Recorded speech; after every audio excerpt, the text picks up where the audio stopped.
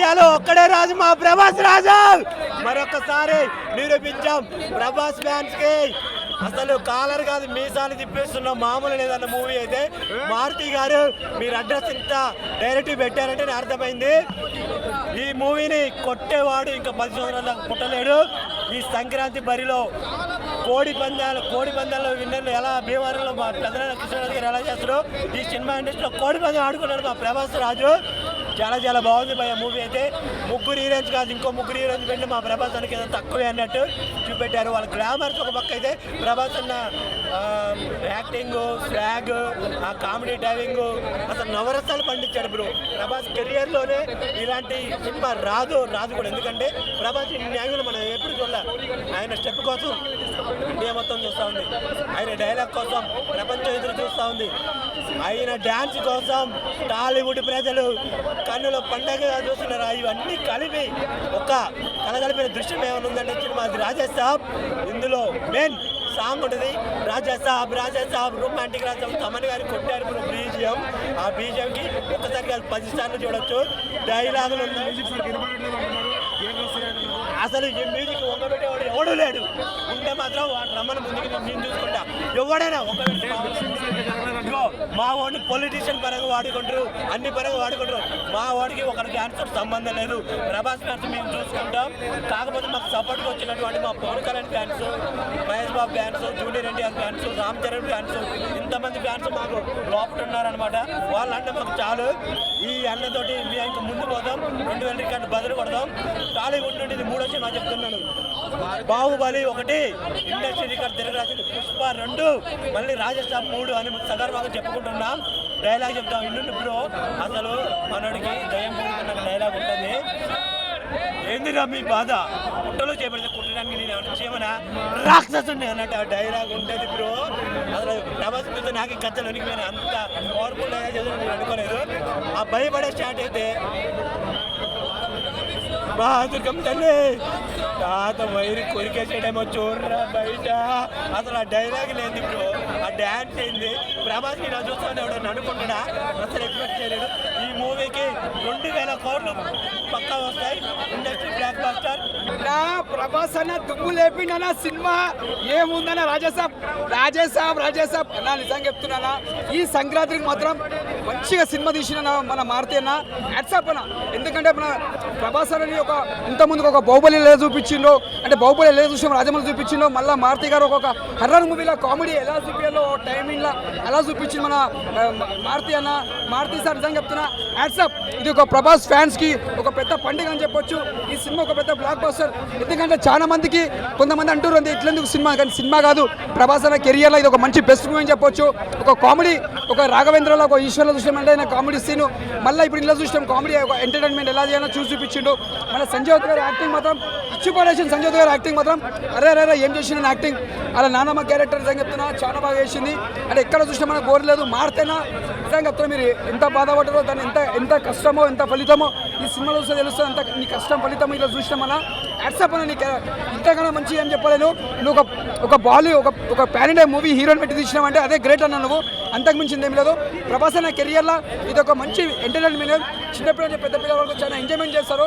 ఇది ఒక సినిమా పెద్ద బ్లాక్ బస్టర్. ముందుగా హ్యాపీ న్యూ ఇయర్ అందరికీ, సంక్రాంతి శుభాకాంక్షలు. జై రెబల్ స్టార్. కొంచెం యావరేజ్ అన్న. సో ఎందుకంటే కొంచెం డిసప్పాయింట్ అయ్యారు. ఒక ఫ్యాన్గా వస్తే మాత్రం కంప్లీట్గా కొంచెం డిసప్పాయింట్ అవుతారు. మనకి ఏదైతే మారుతి గారు అన్నారు 1% డిసప్పాయింట్ అయినా ఇంటికి రమ్మన్నారు కదా, మీరు 1% సాటిస్ఫై అయినా ఆయన పెయిన్ ఆర్డర్ పెట్టేవాళ్ళం. ఆపర్చునిటీ మిస్ అయిపోయింది. అండ్ మూవీ విషయానికి వస్తే మాత్రం ఓన్లీ పాజిటివ్ ఏంటంటే ఆయన కామెడీ టైమింగ్ ఏదైతే ఉందో అది 100% వాడుకోవడం అనిపించింది. మనకి ముచ్చిగాడు డార్లింగ్లో ఎలా అయితే కామెడీ టైమింగ్ ఉంటుందో ఆ లెవెల్ వాడుకోవడం అనిపించింది. కానీ ఎమోషనల్స్ కూడా చాలా బాగా వర్కౌట్ అయినా సరే ఎందుకో సెకండ్ హాఫ్లో ఒక ప్రాపర్ ఒక ఎగ్జిక్యూషన్ అయితే లేదు. దాని మీద స్ట్రాంగ్ స్టోరీ ఉన్నా సరే అది ఎందుకో ఎగ్జిక్యూట్ చేయలేకపోవడం ఒక చిన్న ఇదైతే ఉంది. అండ్ ఇంకొక మెయిన్ నెగిటివ్ ఏంటంటే వీళ్ళు ఈవెంట్లో టీజర్లో అన్నింట్లో కూడా ఒక ఓల్డేజ్ గెటప్ వరకు చాలా హైపించారు. థియేటర్లో సవాళ్ళు వేస్తే అలా ఆ లెవెల్లో హైపించారు. లాస్ట్ థియేటర్లో సీన్సే లేపేశారు. దాని వరకు 100% అందరూ డిసప్పాయింట్ అవుతారు. అండ్ ఇంకొక నెగిటివ్ ఏంటంటే బయటకు వచ్చేటప్పుడు ఒక జోకర్ గెటప్ వేసుకొని సినిమా జోకర్ పార్ట్ 2 లీడ్ ఇచ్చుకున్నారు. అది ఎంత నెగిటివ్ అంటే మీరు చూసే వాళ్ళంతా జోకర్లు గారు మేము 90 mm రాడ్ దించున్నాను అన్న ఒక ఇండైరెక్ట్ మీనింగ్తో ఇచ్చినట్టుంది. అదైతే అది అసలు సెట్ అవ్వలేదు. గెటప్ కూడా సెట్ అవ్వలేదు. Complete disappointment. అది కాకుండా పెద్ద చెప్పుకోవడం కూడా ఏం లేదు. వస్తుంది క్యాబో. ఇప్పుడే చూశాను రాజాసాబు. ఇది రాజాసాబు కాదు, ప్రభాస్ సాబ్. ప్రభాస్ ప్రపంచం రికార్డులు కొట్టేస్తుంది, ప్రపంచ రికార్డులు కొడుతుంది. ఎవడన్నా ఈ సినిమా బాగలేదంటే మాత్రం చెప్తున్నా, మీ ఇంటికి వచ్చి కొడతాను రా బాబు.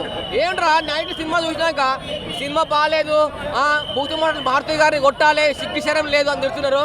అరే సినిమా చూసి అది అర్థం చేసుకోవాలి. ఫస్ట్ ఆఫ్ ఆల్ స్టార్టింగ్ నుంచి ఎండింగ్ వరకు ప్రభాస్ గారు ఎంత నవ్వించాడంటే అసలు భూత్ బంగ్లాలో ఉంటుంది మాత్రం క్లైమాక్స్.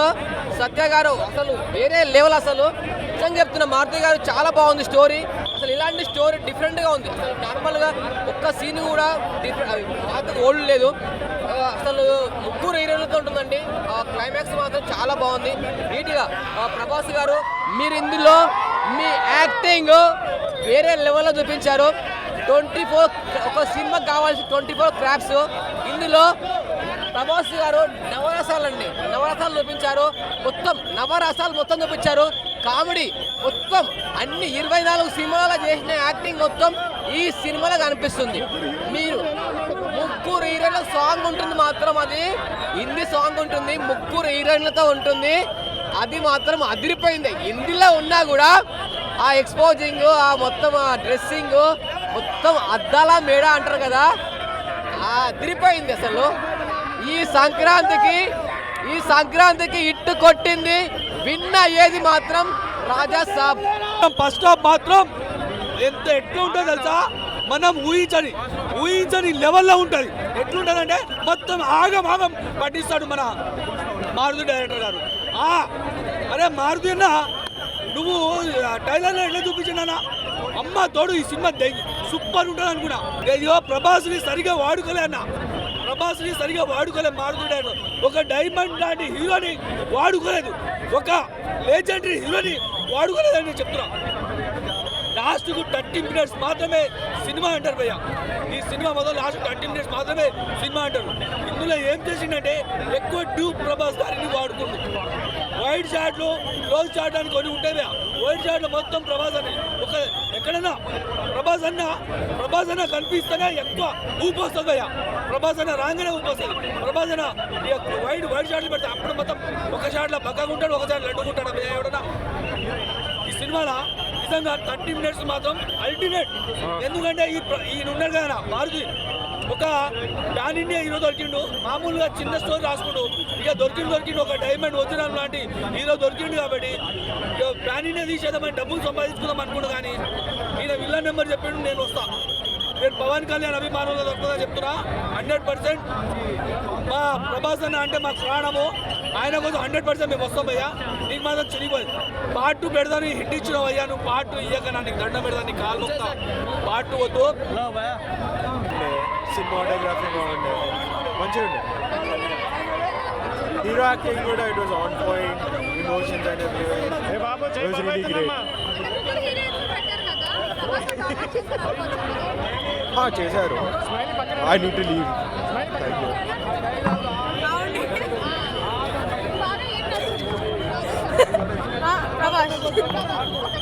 ఫస్ట్ టైం చూసా బ్రో సినిమా పొద్దున, మైండ్లో ఎక్కలేవు అన్ని కాన్సెప్ట్స్, నాకు ఎక్కలేవు.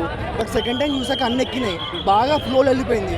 బట్ ఫస్ట్ టైం ఏమైందంటే కొన్ని స్టక్ అయిపోయాయి మైండ్లో. అంటే అక్కడక్కడ మనకు కొన్ని అర్థం కాదు కదా, ఆ మూమెంట్లో మన బ్రెయిన్ స్టక్ అయిపోయి ఆ సీన్ ముందుకు వెళ్ళలేదు. బట్ నేను సెకండ్ టైం చూసాక స్మూత్ వెళ్ళిపోయింది బ్రో. అండ్ ఎప్పుడైతే ప్రభాస్ హిప్నోటైజ్ చేశాడు చూడు మన సంజయ్ దత్, ప్రభాస్ దాన్ని ఎదురించి పోరాడతాడు చూడు, సెల్ఫ్ హిప్నోటైజ్ అయితే ప్రభాస్, అది మాత్రం పిక్స్ బ్రో. కాన్సెప్ట్ కొత్త కాన్సెప్ట్, అర్థం కాదు కొంచెం, బట్ అర్థమైన వాళ్ళకి మాత్రం peaks. Second time third time అయిన పిక్స్. అండ్ రొమాన్స్ అయినా కామెడీ అయినా చించి పడేశారు బ్రో. మెయిన్ డార్లింగ్ మన యాక్టింగ్, అసలు ఏమన్నా యాక్టింగ్ బ్రో. అది ఎన్ని డేస్ అవుతుంది చూసాం బ్రో యాక్టింగ్, అసలు వాము అన్ని పిక్స్ బ్రో. అసలు ఎక్కడ అసలు చెప్పలేం బ్రో. అండ్ బీజిఎం అన్ని బ్రో, అసలు ఎక్కడ లేదు బ్రో. అండ్ మంచి సినిమా తీశాడు బ్రో సంక్రాంతి. తెలుగు సినిమా ఇండస్ట్రీలో కానీ ఇండియన్ ఫిలిం ఇండస్ట్రీలో కానీ ఇటువంటి ఫిలిం ట్రై చేయలేదు. దీన్ని కరెక్ట్గా జోనర్ డిసైడ్ చేయాలంటే it's a spooky fantasy horror comedy thriller అంత పేరు ఇవ్వాలి దీనికి. ఇందులో వాడిన గెటప్స్ కానీ విఎఫ్ఎక్స్ ఎఫెక్ట్స్ కానీ మీరు ఒక రెగ్యులర్ ఫిలిం చూడాలి, ఒక మారుతి కామెడీ హారర్ చూడాలి, లేకపోతే ఒక ప్రభాస్ కమర్షియల్ మూవీ చూడాలి అనే మైండ్ సెట్తో మాత్రం రాకండి. ఒక డిఫరెంట్ ఫిలిం చూడాలి. ఇప్పటివరకు ఇండియన్ స్క్రీన్ మీద ట్రై చేయని మూవీ మారుతి ట్రై చేశాడు. ఆయనకి ప్రభాస్ ఇచ్చిన అవకాశం అంటే ఒక మిడ్ గ్రేడ్ డైరెక్టర్కి ప్రభాస్ లాంటి పాన్ ఇండియా స్టార్ ఇచ్చిన అవకాశాన్ని పూర్తిగా వాడుకోవడం కోసం అవుట్ ఆఫ్ ద బాక్స్ థింకింగ్తో చేసిన ఫిల్మ్ ఇది. ఎస్పెషల్లీ క్లైమాక్స్ దగ్గర చూస్తుంటే అసలు మన తెలుగు డైరెక్టర్ తీసిన ఫిల్మేనా అన్నట్టుగా అనిపిస్తుంది. అటువంటి విఎఫ్ఎక్స్ షాట్స్, అటువంటి థాట్స్తో చేశారు. అంటే ఎప్పుడైనా గోస్ట్ జనాలను భయపడుతుంది, లేకపోతే మామూలుగా ఒక హిప్నాటిస్ట్ హిప్నటైజ్ చేస్తాడు.